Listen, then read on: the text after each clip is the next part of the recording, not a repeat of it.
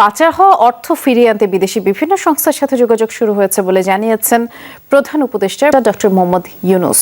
তার দেশ পুনর্গঠনের প্রচেষ্টায় সব রকম। হ্যালো এভরিওয়ান, কেমন আছেন সবাই? চলে আসলাম আপনাদের মাঝে আবার নতুন একটি ভিডিও নিয়ে এসে গেছে। আজকে যে বিষয়টা সম্পর্কে কথা বলবো সেটা হচ্ছে সাবেক প্রধানমন্ত্রী শেখ হাসিনা শাসনকালে বাংলাদেশের কিছু অসাধু ব্যবসায়ী এবং তখন যারা নেতাকর্মী ছিলেন তারা বিদেশে লক্ষ লক্ষ কোটি টাকা পাচার করেছিলেন এবং সেই টাকাগুলো দেশে ফিরিয়ে আনার জন্য বিদেশি বিভিন্ন সংস্থার সাথে আলোচনা করছেন বর্তমান বাংলাদেশ সরকারের প্রধান উপদেষ্টা ডক্টর মোহাম্মদ ইউনূস, এবং সেই টাকাগুলো দেশে ফিরিয়ে এনে দেশের উন্নয়নমূলক কাজে ব্যবহার করা হবে বলে জানিয়েছেন তিনি।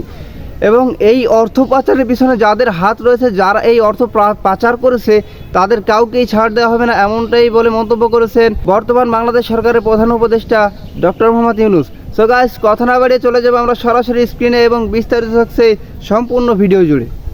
বিগত সরকারের আমলে নামে বেনামে প্রভাবশালীরা কত ঋণ আত্মসাৎ করেছে তার হিসাব হচ্ছে। একই সাথে পাচার হওয়া অর্থ ফিরিয়ে আনতে বিদেশি বিভিন্ন সংস্থার সাথে যোগাযোগ শুরু হয়েছে বলে জানিয়েছেন প্রধান উপদেষ্টার প্রেস উইং। এদিকে অর্থনৈতিক বিপর্যয় থেকে ঘুরে দাঁড়াতে কানাডাকে বিনিয়োগের আহ্বান জানিয়েছেন প্রধান উপদেষ্টা ডক্টর মোহাম্মদ ইউনূস। ছাত্র জনতার তীব্র আন্দোলনের মুখে পদত্যাগী শেখ হাসিনা সরকারের শাসনামলে কতিপয় অসাধু ব্যবসায়ী ও প্রভাবশালী ব্যক্তিরা নামে বেনামে কত টাকা ঋণ আত্মসাৎ করেছে তার হিসেব করছে সরকার। বুধবার প্রধান উপদেষ্টার প্রেস উইং থেকে পাঠানো সংবাদ বিজ্ঞপ্তিতে জানানো হয়, কিছু অসাধু ব্যবসায়ী ও প্রভাবশালী ব্যক্তিরা সাম্প্রতিক বছরগুলোতে ব্যাংকিং খাতে ব্যাপক দুর্নীতি ও প্রতারণার মাধ্যমে নামে বেনামে বিপুল পরিমাণের অর্থ আত্মসাৎ করেছেন এবং তা বিদেশে পাচার করেছেন। এই আত্মসাৎকৃত অর্থের পরিমাণ লক্ষাধিক কোটি টাকার উপরে মর্মে ধারণা করা যায় বলে বিজ্ঞপ্তিতে উল্লেখ করা হয়। প্রভাবশালী ব্যক্তিদের নাম উল্লেখ না করে বিজ্ঞপ্তিতে বলা হয়, এই অর্থ পুনরুদ্ধারে কাজ শুরু হয়েছে, যোগাযোগ করা হচ্ছে বিদেশি বিভিন্ন সংস্থার সাথে। এদিকে বুধবার কয়েকটি দেশের হাই কমিশনার, রাষ্ট্রদূত ও জাতিসংঘ প্রতিনিধি সাক্ষাৎ করেন প্রধান উপদেষ্টা ডক্টর মোহাম্মদ ইউনূসের সঙ্গে। কানাডার রাষ্ট্রদূত লিলি নিকোলাসের সাথে সাক্ষাতের সময় প্রধান উপদেষ্টা বাংলাদেশের অর্থনৈতিক পুনর্গঠনে বিনিয়োগের আহ্বান জানান।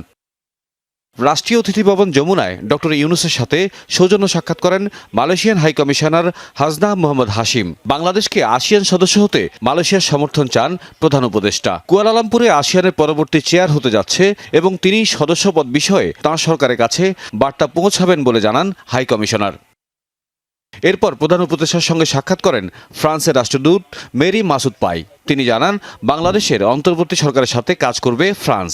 ফরাসি প্রেসিডেন্ট ইমানুয়েল ম্যাক্রো প্রধান উপদেষ্টাকে সুবিধাজনক সময়ে ফ্রান্স সফরের আমন্ত্রণ জানিয়েছেন বলে জানান রাষ্ট্রদূত। পরে প্রধান উপদেষ্টা ডক্টর মোহাম্মদ ইউনূসের সাথে ইউএনডিপির একটি প্রতিনিধি দল সাক্ষাৎ করেন। এ সময় অন্তর্বর্তী সরকারের বিভিন্ন কার্যক্রম ও চলমান পরিস্থিতি নিয়ে আলোচনা হয়। তো গাইস, আপনারা সম্পূর্ণ ভিডিওটি দেখলেন এবং এই ভিডিও সম্পর্কে আপনাদের মূল্যবান মতামত অবশ্যই কমেন্ট বক্সে জানিয়ে যাবেন। দেখা হবে আপনাদের সাথে অন্য কোনো ভিডিওতে। ভালো থাকবেন, সুস্থ থাকবেন, আল্লাহ হাফেজ।